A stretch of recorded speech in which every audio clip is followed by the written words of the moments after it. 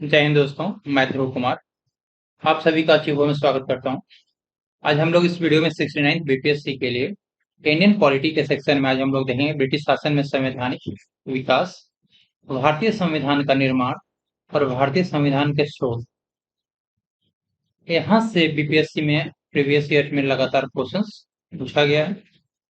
ठीक है, तो फर्स्ट इस टॉपिक्स के बारे में ओवरव्यू देखेंगे यहाँ पे, जिससे जो क्वेश्चंस हैं हम और साथ में इससे रिलेटेड जो बेस्ट एमसीक्यू है वो देखेंगे। ये आपके जो क्वेश्चंस हैं डायरेक्टली आपके एग्जाम्स में दिख जाएंगे। ठीक है, बात करें फर्स्ट यहाँ पे ब्रिटिश शासन में संवैधानिक विकास के बारे में। तो ब्रिटिश शासन में संवैधानिक विकास जो हुआ था, बेसिकली संवैधानिक विकास का रीजन क्या था, क्यों मतलब ये सारे एक्ट्स लाने पड़े, बाकी चीजें करनी पड़ी कंट्रोल करने के लिए। तो हो रहा था कि भारत में जो कंपनी का प्रभाव जो था, ब्रिटिश ईस्ट इंडिया कंपनी का जो प्रभाव था वो क्या हो रहा था, राजनीतिक प्रभाव बढ़ता जा रहा था। राजनीतिक जो राजनीतिक प्रभाव है भारत में कंपनी का, वो क्या हो रहा था, प्रभाव बढ़ता जा रहा। इसको कंट्रोल करने के लिए ब्रिटिश शासन के द्वारा क्या एक संसदीय नियंत्रण किया गया। ठीक है, इसी नियंत्रण के तहत क्या किया गया कि 1773 में बात करें यहाँ पे,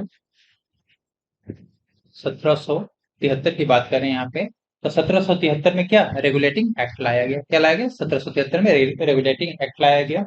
उस समय जो ब्रिटिश जो पीएम थे, प्रधानमंत्री थे, ब्रिटिश पीएम प्रधानमंत्री थे, उनका नाम क्या था? Lord north. Lord north Lord north के द्वारा एक गोपनीय समिति क्या गठित की गई, गोपनीय समिति। ठीक है, गोपनीय समिति का क्या किया गया, गठन किया गया और ब्रिटिश संसद में एक रिपोर्ट रखी गई। ठीक है, बात था यहाँ पे कि बेसिकली जो कंपनी में हो रहा था क्या, भ्रष्टाचार। भ्रष्टाचार कंपनी के अंदर जो भ्रष्टाचार और कुशासन को दूर करने के लिए, और कुशासन जो था, कुशासन को दूर करने के लिए 1773 का एक्ट लाया गया। क्लियर है? चल बात करें यहाँ पे 1773 के एक्ट में, तो मद्रास, मान लीजिए ये मद्रास प्रेसिडेंसी है और ये बम्बई। बम्बई तो मद्रास और बम्बई प्रेसिडेंसी जो था उसको किसके अंदर में ला दिया गया, कलकत्ता प्रेसिडेंसी के अंदर ला दिया गया। कलकत्ता प्रेसिडेंसी के अंदर क्या ला दिया गया। और उस समय जो कलकत्ता प्रेसिडेंसी के जो गवर्नर थे, क्या थे, गवर्नर थे, उसको क्या कर दिया गया बताइए, उनको गवर्नर जनरल में कन्वर्ट कर दिया गया। गवर्नर जनरल में कन्वर्ट कर दिया, जो गवर्नर जनरल बना दिया गया। ठीक है, तो कलकत्ता प्रेसिडेंसी के जो गवर्नर थे उनको क्या गवर्नर जनरल बना दिया। क्लियर है? और इसी एक्ट के तहत एक उच्चतम न्यायालय, उच्चतम मतलब सुप्रीम कोर्ट, उच्चतम न्यायालय की गठन की बात की गई, जिसके गठन कब किया? 1774 में इसका गठन किया गया। क्लियर है? चल और बात करें यहाँ पे, तो यदि उच्चतम न्यायालय जो गठन हुआ था, ठीक है, तो उसके यदि पूछा है कि प्रधान न्यायाधीश कौन थे, तो उनका नाम था इम्पे। इम्पे जो प्रधान न्यायाधीश थे उनका नाम क्या था? इम्पे। चल ये था किससे रिलेटेड, 1773 का रेगुलेटिंग एक्ट की बात हुई थी यहाँ पे। बात करें यहाँ पे 1784 का पिट्स इंडिया एक्ट। 1784 का क्या, पिट्स इंडिया एक्ट। ठीक है, यहाँ पे जो हुआ था, ठीक है, जो बात करें यहाँ पे, तो व्यापारिक और राजनीतिक, जो कंपनी का व्यापारिक और राजनैतिक, राजनैतिक जो कार्य थे दोनों को क्या कर दिया गया, एक दूसरे से अलग कर दिया गया। ठीक है, जो कंपनी के ईस्ट इंडिया कंपनी के जो व्यापारिक कार्य थे और राजनीतिक कार्य थे, दोनों को क्या कर दिया गया, अलग अलग कर दिया गया। क्लियर है? एक इसमें हुआ था 84 के एक्ट में बात करें यदि हम यहाँ पे 1793 1793 का चार्टर एक्ट, ठीक है। यदि बात करें यहाँ पे 1793 का चार्टर एक्ट के बारे में, ठीक है, तो यहाँ पे जो कंपनी का व्यापारिक अधिकार था, कंपनी का व्यापारिक कंपनी का व्यापारिक अधिकार जो था, ठीक है, तो क्या कर दिया गया, 20 वर्षों के लिए बढ़ा दिया गया, 20 ईयर्स के लिए क्या कर दिया गया, बढ़ा दिया। क्लियर है। 1793 के जो चार्टर एक्ट था उसमें कंपनी का जो व्यापारिक अधिकार था उसको क्या कर दिया गया, 20 वर्षों के लिए बढ़ा दिया गया। क्लियर है। चलिए बात करें यदि हम 1813 1813 का चार्टर एक्ट, ठीक है। 1813 के चार्टर एक्ट में बेसिकली क्या हुआ था कि कंपनी का जो व्यापार का जो एकाधिकार था उसको क्या कर दिया गया, समाप्त कर दिया गया। कंपनी का व्यापार करने का जो एकाधिकार था, एकाधिकार जो था, एकाधिकार को क्या कर दिया गया, समाप्त कर दिया गया। क्लियर है। लेकिन लेकिन यहां से क्वेश्चन से बनता है, चीन से व्यापार, चीन से व्यापार, ठीक है, चीन से व्यापार और चाय का व्यापार का उस पर मतलब एकाधिकार बना रहा, चाय का व्यापार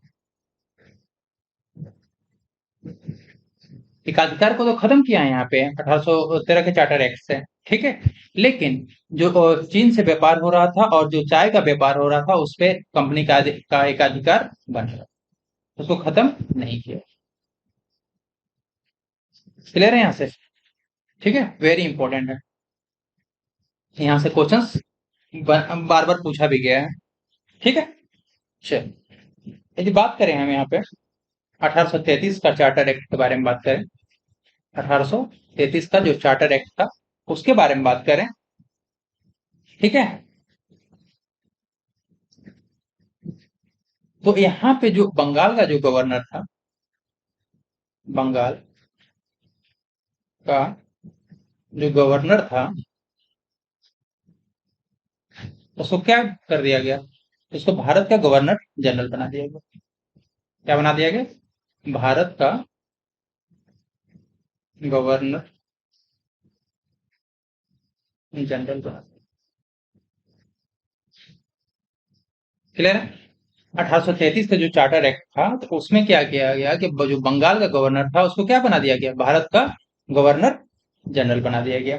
और पहला भारत का गवर्नर जनरल कौन बना था, क्या नाम था उसका, Lord Lord William, Lord William, क्या नाम था, बेंटिक, लॉर्ड विलियम बेंटिक नाम। क्लियर है, क्लियर है कि नहीं है। चल बात करें यहाँ पे 1853 का चार्टर, 1853 के चार्टर एक्ट के बारे में बात करें, ठीक है। तो यहाँ पे जो विधायी परिषद था, क्या था, विधायी परिषद, ठीक है, विधायी परिषद, क्लियर है, और कार्यकारी परिषद, विधायी और कार्यकारी परिषद दोनों को क्या कर दिया गया, अलग कर दिया गया। विधायी और कार्यकारी परिषद दोनों को क्या कर दिया गया, अलग, ठीक है। चलिए बात करें यहाँ पे हम लोग 1858 का भारत शासन अधिनियम के बारे में। तो 1858 का जो भारत शासन अधिनियम हुआ था उससे पहले कौन सी भारत में एक महत्वपूर्ण घटना घटी थी, उस घटना का नाम था 1857 का विद्रोह, 1857 का विद्रोह। क्लियर है। तो 1857 के विद्रोह के बाद ही ब्रिटिश शासन के द्वारा क्या 1858 का क्या भारत शासन अधिनियम लाया गया। क्लियर है। ठीक, इसमें जो 1858 का जो भारत शासन अधिनियम बेसिकली था, तो इसमें जो भारत का शासन है, भारत का जो शासन है भारत पर शासन कौन कर रहा था उस समय तक? ब्रिटिश, मतलब कंपनी के द्वारा। एक किसके हाथ में था? कंपनी के हाथ में था। और ये निकल कर किसके हाथ में चला गया? ये ब्रिटिश क्राउन को सौंप दिया गया। किसको सौंपा गया? British crown. ब्रिटिश क्राउन मतलब जो भारत का शासन था वो कंपनी के हाथों से निकल कर कहाँ चला गया? ब्रिटिश क्राउन के हाथों में चला गया। क्लियर है? ठीक। और इसी के तहत भारत में एक पद सृजित किया गया, एक पोजीशन क्रिएट किया गया, उसका नाम क्या था? राज्य सचिव। भारत का राज्य सचिव। भारत का राज्य सचिव। भारत का राज्य सचिव। ठीक है। चलिए, यदि हम बात करें 1861, 1861 का भारतीय परिषद अधिनियम के बारे में बात करें। क्लियर है यहाँ पे? तो यहाँ पे बेसिकली हुआ था कि जो गवर्नर जनरल था, गवर्नर जो जनरल था 1861 के अधिनियम में, जो भारतीय परिषद अधिनियम था, उसमें जो गवर्नर था उसको क्या, अध्यादेश जारी करने का अधिकार मिल गया। ऑर्डिनेंस जारी करने का, अध्यादेश, अध्यादेश जारी, अध्यादेश जारी करने का उसको क्या अधिकार दे दिया गया। वो अध्यादेश जारी कर सकते। ठीक है। और बात करें यहाँ पे, तो गवर्नर जनरल को एक और अधिकार दिया गया कि वो बंगाल में, बंगाल उत्तर पश्चिमी सीमा प्रांत, उत्तर पश्चिमी सीमा प्रांत, ठीक है, सीमा प्रांत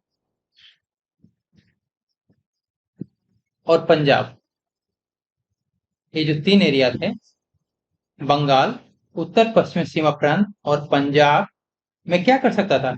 मैं विधान परिषद का मतलब विधान परिषद का स्थापना करने का उसको अधिकार दिया गया। विधान परिषद की स्थापना, विधान परिषद की स्थापना करने का क्या उसको अधिकार दे दिया गया। कहाँ पे? बंगाल में, उत्तर सीमा प्रांत और पंजाब। ठीक है। बात करें यहाँ पे हम लोग 1858 का भारतीय परिषद अधिनियम के बारे में, सॉरी 1892, 1892 का भारतीय परिषद अधिनियम के बारे में बात करें यहाँ पे। ठीक है। तो यहाँ पे बेसिकली हुआ था कि एक अप्रत्यक्ष चुनाव प्रणाली यहाँ से शुरू हुआ था। अप्रत्यक्ष, अप्रत्यक्ष चुनाव प्रणाली, चुनाव प्रणाली की शुरुआत यहीं से हुई थी। ठीक है। अप्रत्यक्ष चुनाव प्रणाली की शुरुआत कहाँ से? बेसिकली यहाँ से हुआ था। यहाँ पे बात करें तो जो परिषद है, परिषदों को, ठीक है, जो वार्षिक बजट होता है उस पर विचार विमर्श करने, जो वार्षिक बजट होता है था, वार्षिक बजट, बजट की बात करें हम लोग, वार्षिक बजट पे क्या करने के लिए, अब इस पे अपना वो विचार विमर्श दे सकते थे, विचार विमर्श कर सकते थे इस पे, और क्या, प्रश्न पूछने की इनको शक्ति दी गई, वो प्रश्न पूछ सकते थे। मतलब विचार विमर्श कर सकते थे, जो वार्षिक बजट पेश होता था उस पर क्या वो विचार विमर्श कर सकते थे और प्रश्न पूछ सकते थे। ठीक है। चलिए बात करें अब यहाँ पे 1909 का भारत परिषद अधिनियम। इसको क्या और क्या नाम से जाना जाता है? मॉर्ले मिंटो रिफॉर्म के नाम से जाना जाता है। क्या? Morley Minto, Morley Minto reform, Morley Minto reform के नाम से जाना जाता है। ठीक है। यहाँ पे बात करें, ये जो मॉर्ले मिंटो रिफॉर्म जो 1909 में आया था, इसमें हुआ था कि पहली बार जो मुस्लिम समुदाय है, पहली बार जो मुस्लिम समुदाय है, उनको क्या, मुस्लिम समुदाय के लिए पृथक निर्वाचन मंडल की सुविधा प्रदान की गई। क्या, पृथक निर्वाचन मंडल। ठीक है, ये भी क्वेश्चन बार बार पूछा है कि सुविधा क्या की गई, प्रदान। ठीक, क्लियर है। चलो, और इसी समय 1909 का जो था उसमें उसमें गवर्नर जनरल की कार्यकारिणी परिषद में, जो गवर्नर जनरल की कार्यकारिणी जो परिषद थी, उसमें क्या किया गया, प्रथम भारतीय विधि सदस्य की नियुक्ति की गई। भारतीय, बात करें यहाँ पे तो प्रथम फर्स्ट भारतीय क्या विधि सदस्य की नियुक्ति की गई।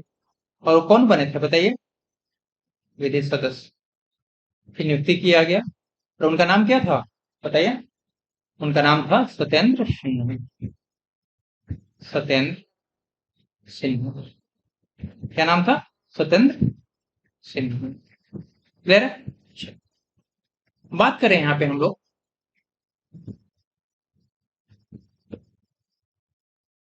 1919, बात करें किसकी, 1919 के भारतीय परिषद अधिनियम की बात करें, और इसको किस नाम से जाना जाता है 1919 के अधिनियम को, बताइए। मॉन्टेग्यू, मॉन्टेग्यू चेम्सफोर्ड सुधार, चेम्सफोर्ड सुधार, मॉन्टेग्यू चेम्सफोर्ड सुधार के नाम से क्या जाना जाता है। इस बेसिकली इस अधिनियम में हुआ क्या था कि द्विसदनीय व्यवस्था स्थापित की गई थी। द्विसदनीय क्या व्यवस्था स्थापित की गई थी। ठीक है, और बात करें यहाँ पे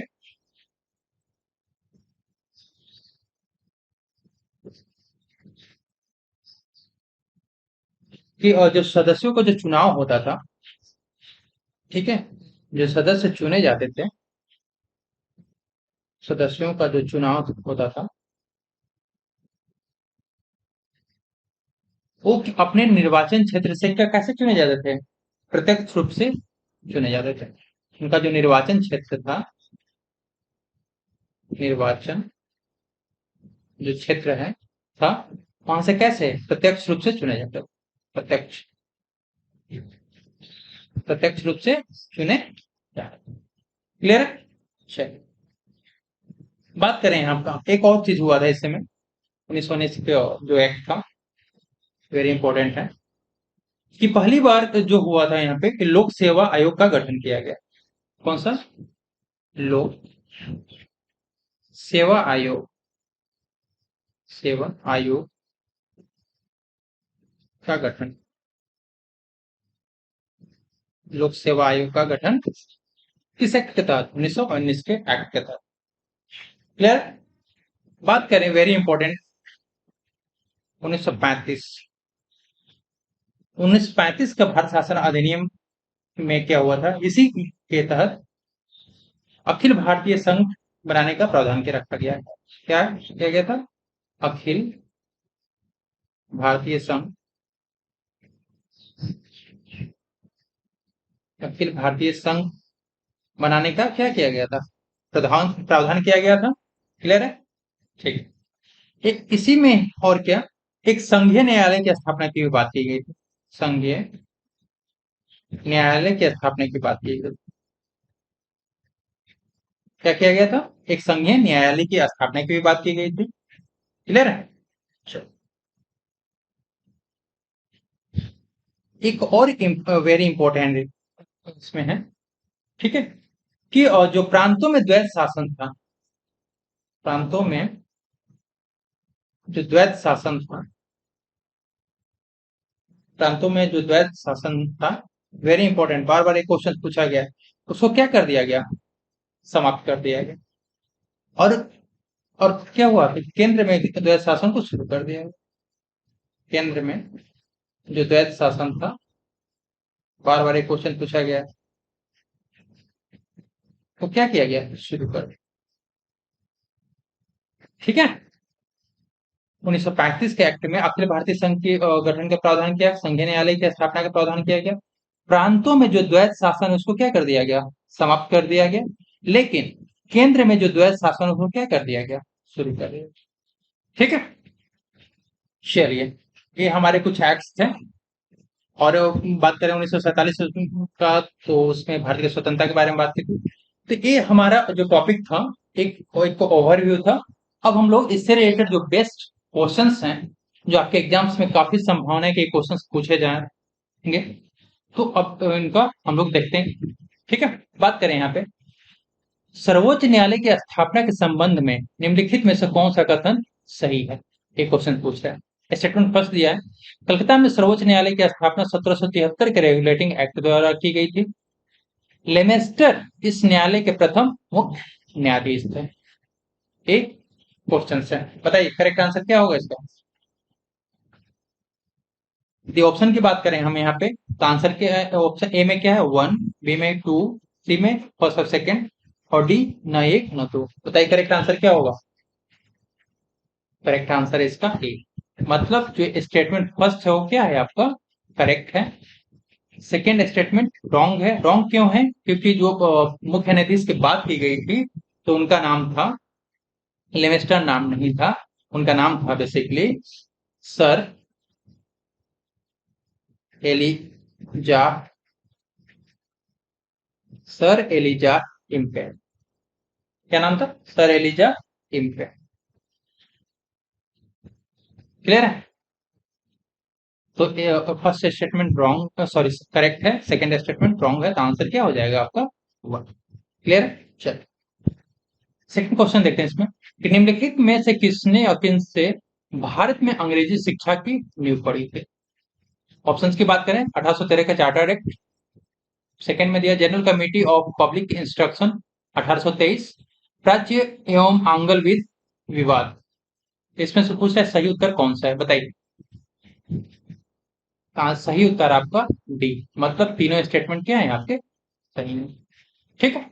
चलिए नेक्स्ट देखते हैं। ये आपके सूची 1 और सूची 2 दिया हुआ है। ये आपके कुछ एक्टिविटी हैं और ये इसके एक्ट्स हैं। तो कौन सी एक्टिविटी किस एक्ट के अंदर हुआ था ये हमें बताना है। बात करें यहाँ पे नियंत्रण परिषद के, यदि बात करें हम सूची 1 की, तो ए में दिया हुआ नियंत्रण परिषद का स्थापना, बी दिया हुआ सर्वोच्च न्यायालय की स्थापना, सी है इंग्लिश मिशनरियों को भारत में कार्य करने की अनुमति, और डी है गवर्नर जनरल की परिषद में कानूनी सदस्य की नियुक्ति। यदि एक्ट्स की बात करें यहाँ पे, तो 1 में दिया नियामक अधिनियम 1773, फिर से इंडिया 1784, चार्टर एक्ट 1813 और चार्टर अधिनियम 1833। बताइए करेक्ट आंसर क्या हो, कौन किससे मैच कर रहा है। तो आंसर है क्या इसका, बी। आंसर क्या है बी, मतलब ए का क्या है, ए का 2, ए का 2। तो नियंत्रण परिषद की जो स्थापना की बात की गई है किस एक्ट के तहत किया गया, 1784 के एक्ट के तहत किया गया। बात करें यहाँ पे बी का 1, बी का 1 मतलब सर्वोच्च न्यायालय की स्थापना जो बात की गई है किस एक्ट के तहत, 1773 के एक्ट के तहत। सी का 3, सी का क्या है 3, मतलब इंग्लिश मिशनरियों को भारत में कार्य करने की जो अनुमति मिला था किस एक्ट के तहत, 1833 के एक्ट के तहत किया गया था। और डी का क्या है, डी का 4 की बात करें, तो गवर्नर जनरल की जो कानूनी सदस्य की जो नियुक्ति हुई थी किस एक्ट के तहत किया गया था, चार्टर अधिनियम 1833 के तहत किया गया था। क्लियर है। चलिए नेक्स्ट देखते हैं। चार्टर एक्ट 1813 के संबंध में निम्नलिखित कथनों पर विचार कीजिए। कथन दिए हुए फर्स्ट, इसने भारत में ईस्ट इंडिया कंपनी के जो एकाधिकार को क्या, चाय का व्यापार और चीन के व्यापार को छोड़कर समाप्त कर दिया। ये फर्स्ट स्टेटमेंट। सेकेंड स्टेटमेंट दिया हुआ है, इसने कंपनी द्वारा अधिकार में लिए गए भारतीय राज्य क्षेत्रों पर ब्रिटिश क्राउन की जो क्राउन की संप्रभुता को सुदृढ़ कर दिया। थर्ड स्टेटमेंट दिया हुआ है, तो भारत का राजस्व अब ब्रिटिश शासन मतलब ब्रिटिश सदस्य के नियंत्रण में आ गया था। तो ये पूछ रहा है कि जो तीनों स्टेटमेंट दिए हुए हैं इसमें से जो 1800 एक्ट के तहत कौन सा स्टेटमेंट करेक्ट है, सही कौन सा है। ऑप्शन की बात करें तो केवल एक और दो, बी का बात करें तो सेकंड और थर्ड, सी का बात करें तो फर्स्ट और थर्ड, और डी की बात करें तो 1 2 3 ऑल थ्री। ठीक है, चल देखते हैं इसमें आंसर क्या है। आंसर है आपका ए, मतलब फर्स्ट और सेकंड स्टेटमेंट आपका 1801 का सही है, लेकिन थर्ड स्टेटमेंट क्या है आपका रॉन्ग। नेक्स्ट क्वेश्चन देखते हैं। 1919 के भारत शासन अधिनियम की निम्नलिखित में से कौन सी प्रमुख विशेषताएं हैं। फर्स्ट बात करें तो प्रांतों की कार्यकारिणी सरकार में द्वैत शासन की व्यवस्था, मुसलमानों के लिए पृथक सांप्रदायिक निर्वाचक मंडल की व्यवस्था, केंद्र द्वारा प्रांतों का विधायन शक्ति का हस्तांतरण। बताइए ऑप्शंस की बात करें यहाँ पे तो ए में केवल एक, बी 2 और 3, सी फर्स्ट और थर्ड, और डी की बात करें तो ऑल थ्री। इसमें से पूछा है कि सही उत्तर कौन सा है, बताइए। सही उत्तर आपका क्या है सी, मतलब फर्स्ट और थर्ड स्टेटमेंट आपका सही है और सेकंड रॉन्ग। वो किसके एक्ट के था, 1919 के एक्ट की बात करता है।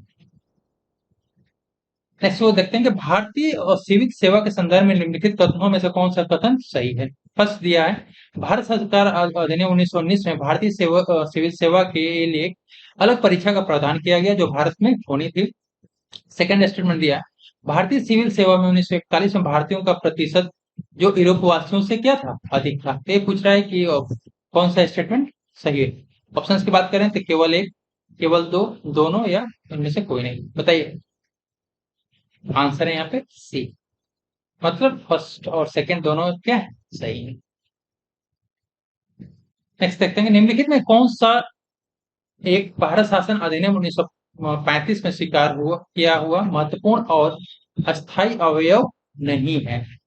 ऑप्शंस की बात करें तो देश के लिए लिखित संविधान, विधानमंडल के लिए निर्वाचित और जवाबदेह प्रतिनिधि, एक संघ की योजना पर विचार, और विधानमंडल के लिए सरकारी सदस्यों का क्या नॉमिनेट किया जाना। बताइए करेक्ट आंसर क्या होगा उसका। आंसर है ए, आंसर है ए। ठीक है, अब हम लोग देखते हैं भारतीय संविधान के निर्माण के बारे में। यहाँ से भी क्वेश्चंस आपके एग्जाम्स में पूछा जा रहा है। यदि बात करें हम लोग तो एक ओवरव्यू कर लेते हैं, उसके बाद हम लोग क्वेश्चंस करेंगे, इसलिए क्या होगा क्वेश्चंस अटेम्प्ट करना इजी हो जाएगा के लिए। ठीक है, बात करें यहाँ पे भारतीय संविधान का निर्माण बात करें हुआ तो 26 नवंबर 1949 को इसका क्या हुआ था, निर्माण हुआ था। और किसके द्वारा संविधान का निर्माण किया गया, तो एक संविधानिक सभा के द्वारा निर्माण किया गया। किसके द्वारा, एक संविधानिक सभा के द्वारा निर्माण किया गया। पूछा जाता है कि यदि कितने दिनों में बन करके तैयार हुआ हुआ था, तो 2 वर्ष 11 महीने और 18 दिन का समय हमारे संविधान को निर्माण करने में लगा था। ठीक है, और इसका प्रस्ताव पहली बार किसने रखा था, तो जो प्रस्ताव की बात करें तो प्रस्ताव रखा था एम एन रॉय ने रखा था। क्या नाम था उनका, एम एन रॉय। और कब रखा था, 1934 में उन्होंने प्रस्ताव रखा था। ठीक है, और ये भी क्वेश्चन पूछा जाता है कि जो संविधान सभा का गठन हुआ था किस मिशन के तहत किया गया था, तो कैबिनेट मिशन योजना के तहत किया गया था। कैबिनेट मिशन योजना कब हुआ आया था, तो 1946 में। बात करें यहाँ पे कि संविधान सभा में टोटल सदस्य कितने थे, तो कुल सदस्यों की संख्या कितनी थी, 389 निश्चित की गई थी। इसमें से जो 292 थे वो कहाँ के थे, ब्रिटिश प्रांतों के सदस्य थे। 4 जो थे वो चीफ कमिश्नर थे, और जो 93 प्रतिनिधि थे, 93 प्रतिनिधि थे, वो कहाँ से थे, देसी रियासतों के थे।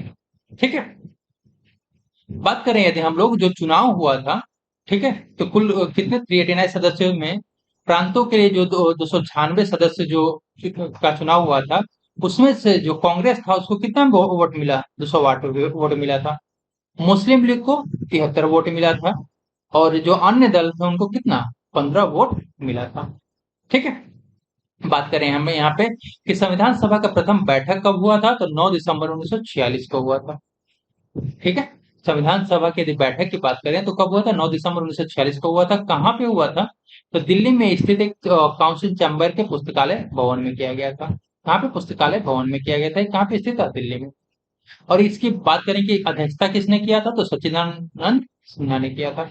इसकी अध्यक्षता किसने किया था, तो सच्चिदानंद सिन्हा ने किया था। ठीक है, और वो क्या एक अस्थायी सदस्य मतलब अध्यक्ष चुने गए थे। लेकिन उनकी बात करें अस्थायी अध्यक्ष संविधान सभा का कौन बना था, तो उनका नाम था डॉक्टर राजेंद्र प्रसाद बना था। और संविधान सभा का पूछता है कि संवैधानिक सलाहकार कौन थे, तो संवैधानिक सलाहकार कौन थे, वी एन राव थे। क्लियर है, चलिए बात करें यहाँ पे कि संविधान सभा में जो प्रांत और देशी जो रियासतें थे उनके सीटों का प्रतिनिधित्व कैसे हुआ था। मतलब किस बेस पे उनका सीटों का प्रतिनिधित्व दिया गया था? तो मतलब एक सीट के लिए 10 लाख तक की आबादी को क्या आधार माना गया था। एक सीट के लिए कितना 10 लाख की आबादी को आधार माना गया था। ठीक है। बात करें कि किसने संविधान सभा में भाग नहीं लिया था, तो वो है हैदराबाद रियासत के प्रतिनिधियों ने भाग नहीं लिया था। बात करें कि संविधान सभा में कितने लोग थे, तो 12 महिलाएं थी, 33 अनुसूचित जाति थी, 213 सामान्य लोग थे, जनरल लोग, 4 सिख थे और 79 क्या थे, मुस्लिम सदस्य थे। ठीक है। बात करें कि संविधान सभा की कार्यवाही को उद्देश्य प्रस्ताव के साथ किसने शुरू किया था, तो जवाहरलाल नेहरू ने वहां पे उद्देश्य प्रस्ताव अपना रखा था और 13 दिसंबर 1946 को क्या कार्रवाई शुरू। चलिए, बार बार यहाँ से भी क्वेश्चन पूछा जाता है कि कौन कौन सी कमेटी के अध्यक्ष कौन कौन थे, समिति और उसके अध्यक्ष से भी रिलेटेड क्वेश्चन पूछा जाता है। ठीक है। तो जो संविधान सभा थी उसके निर्माण के लिए, जो संविधान के निर्माण के लिए टोटल कितनी समितियां थी, तो 13 समिति थी। ठीक है। उनको अलग अलग कार्यों में क्या बांट दिया गया था, जिसमें से जो 8 समितियां क्या थी, वो प्रमुख समिति थी। यहाँ समिति दी हुई है और यहाँ पे उसके अध्यक्ष दिए हुए, वेरी इंपॉर्टेंट है, यहाँ से भी क्वेश्चन आपके एग्जाम से पूछा जा रहा है। ठीक है। तो बात करें यहाँ पे मसौदा समिति, मसौदा समिति का अध्यक्ष किसे बनाया गया था, बी आर अम्बेडकर, भीमराव अम्बेडकर को। संघ समिति, जो शक्ति समिति से उसके किसको अध्यक्ष बनाया गया था, जवाहरलाल नेहरू थे। केंद्रीय संविधान समिति, उसके भी अध्यक्ष जवाहरलाल नेहरू थे। बात करें यहाँ पे प्रांतीय, प्रांतीय में क्या, सरदार वल्लभ भाई पटेल थे। मौलिक अधिकार, अल्पसंख्यक, जनजाति और बहिष्कृत क्षेत्र का जो सलाहकार समिति थी, उसके अध्यक्ष थे वल्लभ भाई पटेल थे। जो प्रक्रिया समिति थी, उसका अध्यक्ष किसको बनाया गया था, राजेंद्र प्रसाद को बनाया गया था। ठीक है। जो राज्य समिति जो थी, जो राज्यों के साथ बातचीत के लिए बनाई गई थी, उसका अध्यक्ष किसको बनाया गया था, जवाहरलाल नेहरू को बनाया गया था। और संचालन समिति का अध्यक्ष किसको बनाया गया था, राजेंद्र प्रसाद। ठीक है। और प्रारूप समिति थी, उसका अध्यक्ष किसको बनाया गया था, भीमराव अम्बेडकर। चलिए, अब क्वेश्चन देखते हैं यहाँ से। निम्नलिखित में से कौन सा कथन संविधान सभा के विषय में सत्य है।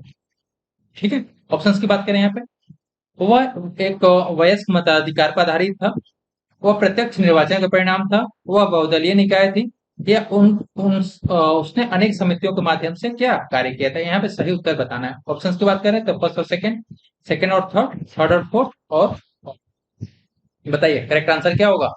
करेक्ट आंसर आपका सी। करेक्ट आंसर क्या है, सी। मतलब 3 और 4 करेक्ट है, फर्स्ट और सेकंड रॉन्ग। नेक्स्ट क्वेश्चन देखते हैं। कथन दिया हुआ है और उसके कारण भी दिए हुए हैं।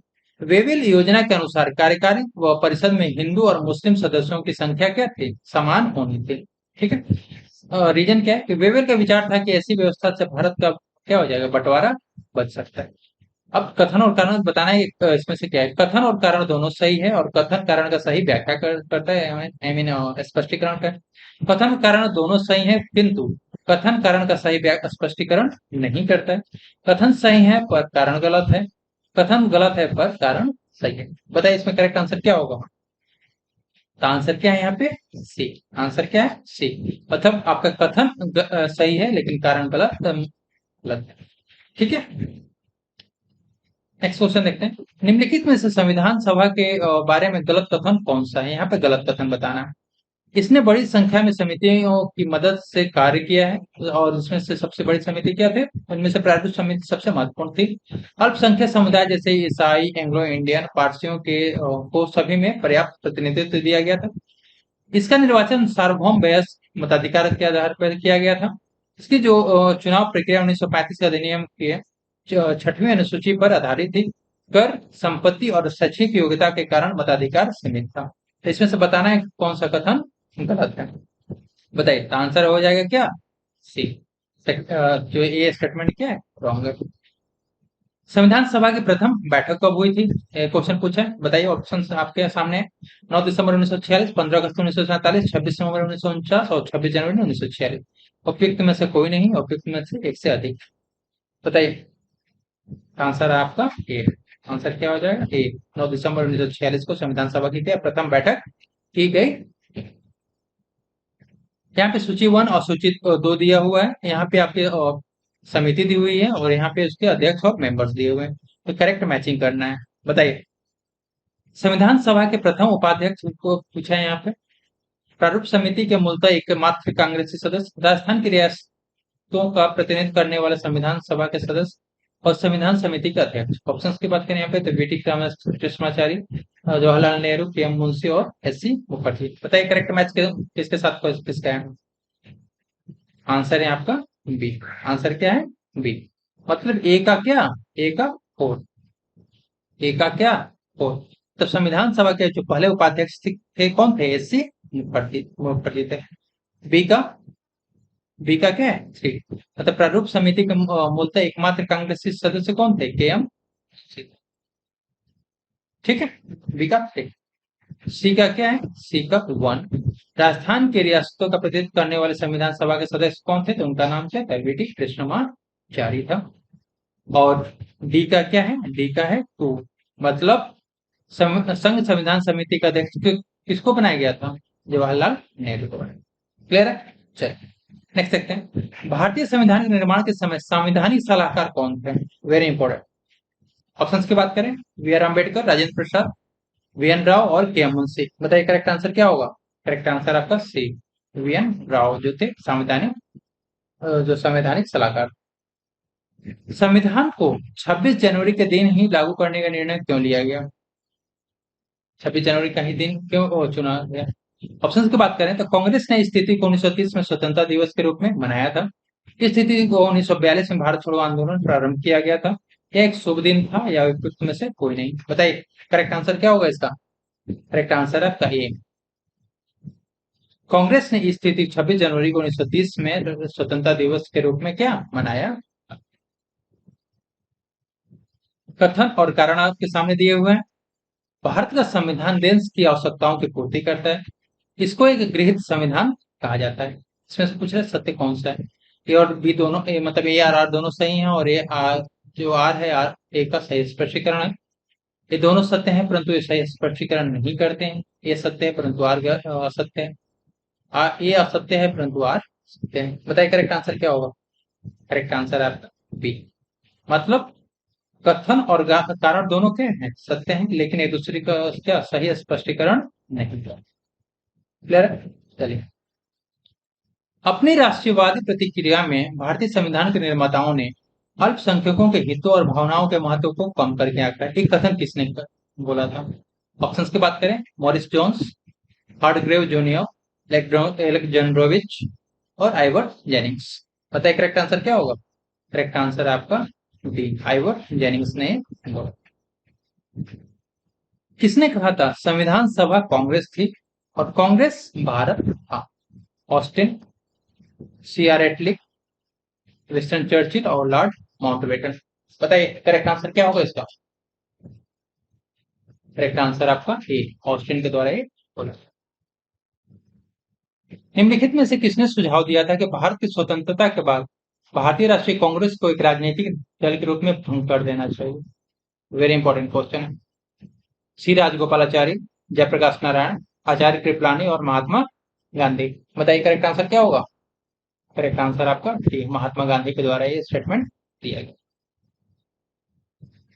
संविधान सभा की प्रांतीय संविधान समिति का अध्यक्ष किसको बनाया गया था? जो प्रांतीय की बात कर रहे हैं यहाँ पे, भीमराव अंबेडकर, पंडित जवाहरलाल नेहरू, राजेंद्र प्रसाद और सरदार वल्लभ भाई पटेल।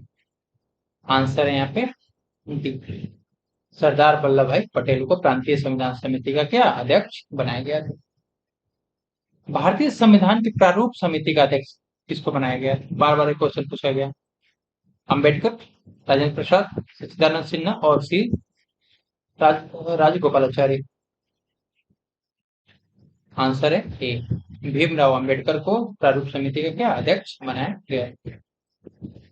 निम्नलिखित में से कौन सा संविधान प्रारूप समिति के सदस्य थे? ऑप्शंस की बात करें, एन गोपाला स्वामी, जवाहरलाल नेहरू, अलादी कृष्णा स्वामी अय्यर, सरदार पटेल। सही उत्तर बताना है आपको। ऑप्शंस फर्स्ट, सेकेंड और फोर्थ, फर्स्ट और फोर्थ, फर्स्ट और थर्ड, सेकेंड, थर्ड और फोर्थ।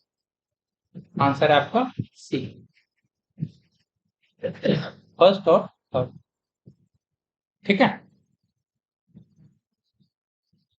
अब देखते हैं हम लोग भारतीय संविधान के स्रोत, यहाँ से भी आपके एग्जाम्स में क्वेश्चन पूछा जा रहा है। ये भारतीय संविधान, उसके विदेशी स्रोत की बात करें तो जो हमारा जो भारतीय संविधान है, उसका 70% जो पार्ट लिया गया वो 1935 के भारत सरकार अधिनियम से लिया गया है। ठीक है, लेकिन बाकी जो अलग अलग है वो दूसरे देशों से हमने बोरो किया है। यहाँ पे देश और उसके प्रावधान की बात करें, यहाँ पे अमेरिका से बात करें तो अमेरिका से हमने क्या क्या लिया? मौलिक अधिकार, जुडिशियल रिव्यू यानी न्यायिक पुनरावलोकन, संविधान की सर्वोच्चता, न्यायपालिका की स्वतंत्रता, निर्वाचित राष्ट्रपति और उस पर जो महाभियोग लगाया जाता है, उपराष्ट्रपति, सुप्रीम कोर्ट और हाई कोर्ट के न्यायाधीशों को हटाने की जो प्रक्रिया है, और वित्तीय आपातकाल। ये सारा कहाँ से लिया गया? अमेरिका से लिया गया, संविधान से लिया गया। बात करें यदि हम ब्रिटेन की, तो ब्रिटेन से हमने क्या क्या लिया? संसदात्मक शासन प्रणाली, एकल नागरिकता और विधि निर्माण प्रक्रिया हमने कहाँ से लिया? ब्रिटेन से लिया। बात करें यहाँ पे आयरलैंड की बात करें तो आयरलैंड से क्या? डीपीएसपी यानी नीति निर्देशक सिद्धांत, वेरी इंपॉर्टेंट, बहुत बार पूछा गया है। ठीक है, राष्ट्रपति के निर्वाचक मंडल की व्यवस्था, राष्ट्रपति द्वारा राज्यसभा में जो सदस्यों को मनोनीत किया जाता है, किस किस आधार पर किया जाता है? साहित्य, कला, विज्ञान और समाज सेवा इत्यादि के क्षेत्र में ख्याति प्राप्त व्यक्तियों का मनोनीत है।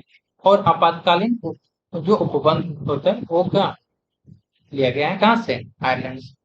बात करें यहाँ से ऑस्ट्रेलिया की, तो प्रस्तावना की जो भाषा है, समवर्ती सूची का प्रावधान किया गया। केंद्र और राज्यों के बीच जो संबंध और शक्तियों का जो विभाजन का जो है आधार कहाँ है? ऑस्ट्रेलिया का संविधान। बात करें हम लोग जर्मनी की, तो जर्मनी में आपातकाल के दौरान राष्ट्रपति को मौलिक अधिकार संबंधी जो शक्तियां दी गई, कहाँ से लिया गया? जर्मनी से लिया गया। बात करें हम लोग कनाडा की, तो कनाडा से क्या संघात्मक विशेषताएं और अवशिष्ट शक्तियां जो केंद्र के पास है वो कहाँ से लिया गया है? कनाडा से लिया गया है।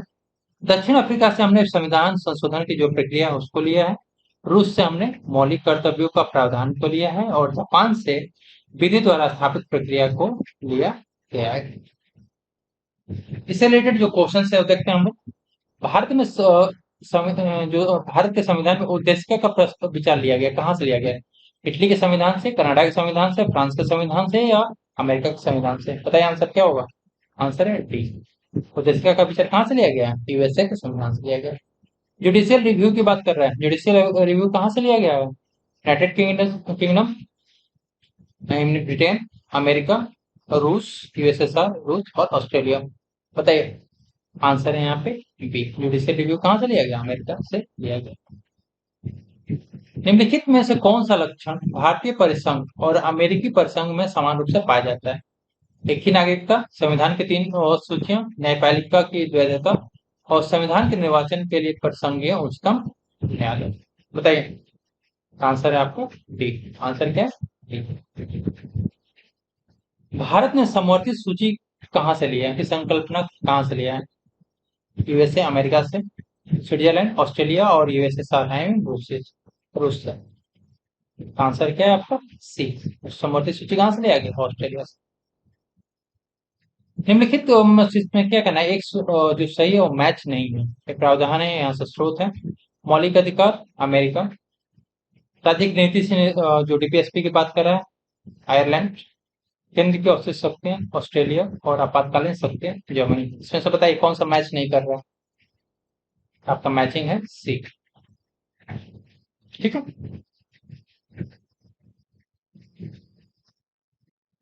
यहाँ पे दो सूची दी है, सूची 1 और सूची 2। यहाँ पे संविधान के लक्षण किस देश से लिया गया है उसको मैच करना है। यहाँ पे दिया मूल अधिकार, शासन की संसदीय प्रणाली, आपात उपबंध और DPSP, UK, America, Ireland, Germany और कनाडा। बताइए कौन कहाँ से लिया गया है? ठीक है, आंसर क्या है यहाँ पे? आंसर है सी। मतलब ए का क्या है? ए का 2। ए का मूल अधिकार कहाँ से लिया गया है? मूल अधिकार की बात हम लोग करें तो अमेरिका से संविधान से लिया गया है। बी का 1, बी का 1 मतलब शासन के जो संसदीय प्रणाली कहाँ से? हमने ब्रिटेन से लिया है। आपात उपबंध की बात करें हम लोग तो सी का क्या है? सी का 4। तो आपात उपबंध की बात करें तो कहाँ से लिया है? जर्मनी से लिया है। और डी का क्या है? डी का 3 मतलब जो राज्य के नीति निर्देशक जो तत्व है डीपीएसपी, वो कहाँ से लिया गया? आयरलैंड से। ठीक है, यहाँ पे भी सूची 1 और सूची 2 दिया हुआ है, यहाँ पे भी आपको मैच करना है। बताइए, मौलिक अधिकार, नीति के निदेशक तत्व, मंत्रिमंडल सरकार और केंद्र राज्य संबंध, ब्रिटिश संविधान, कनाडा, आयरिश और अमेरिका। बताइए कौन किसके साथ मैच हो रहा है? आंसर है आपको ठीक। मतलब ए का क्या है? ए का कोड। मौलिक अधिकार कहाँ से है? अमेरिका से। मौलिक अधिकार कहाँ से लिया गया? अमेरिका से। बी का क्या है? बी का बी। बताइए, डीपीएसपी कहाँ से लिया गया? आपको आयरलैंड से लिया गया। सी का 1।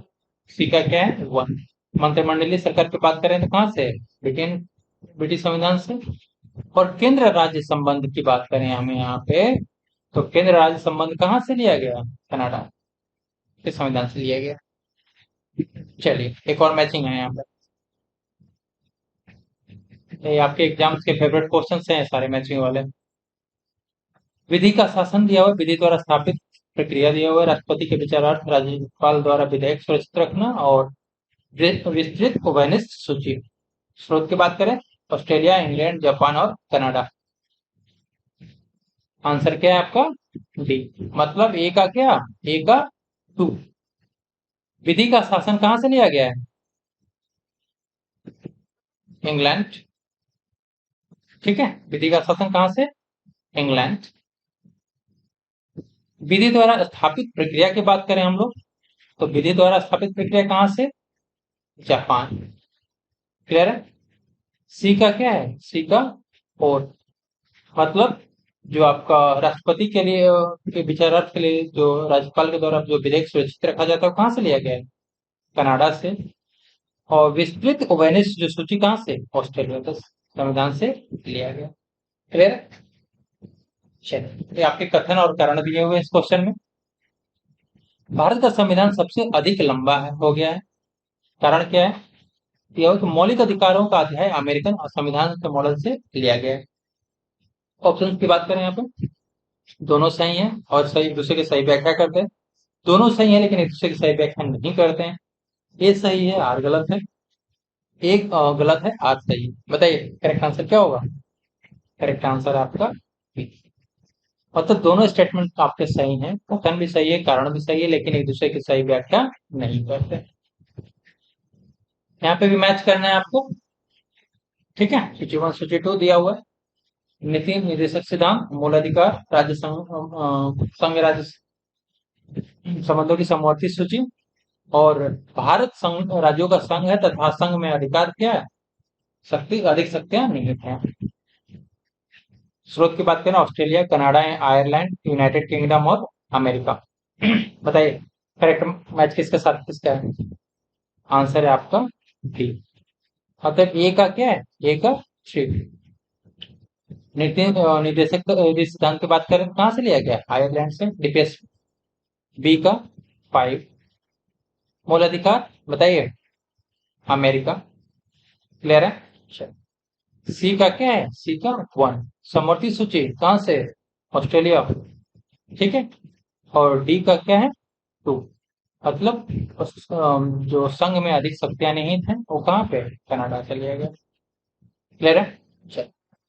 सो फ्रेंड्स, ये था आपके बीपीएससी एग्जाम्स के लिए वेरी इंपॉर्टेंट क्वेश्चंस और इन टॉपिक से रिलेटेड जो आपके एक ओवरव्यू था, एक कॉन्सेप्ट था, वो भी हमने आज डिस्कस किया, जो आपके एग्जाम्स के लिए बहुत ही ज़्यादा इंपॉर्टेंट होने वाला है। और एक क्वेश्चन जो हमने आज डिस्कस किया वो डायरेक्ट आपके एग्जाम से क्वेश्चन दिख सकते हैं। तो आपसे रिक्वेस्ट है कि प्लीज चैनल को सब्सक्राइब कर दीजिए एंड वीडियो को लाइक कर दीजिए। Thank you.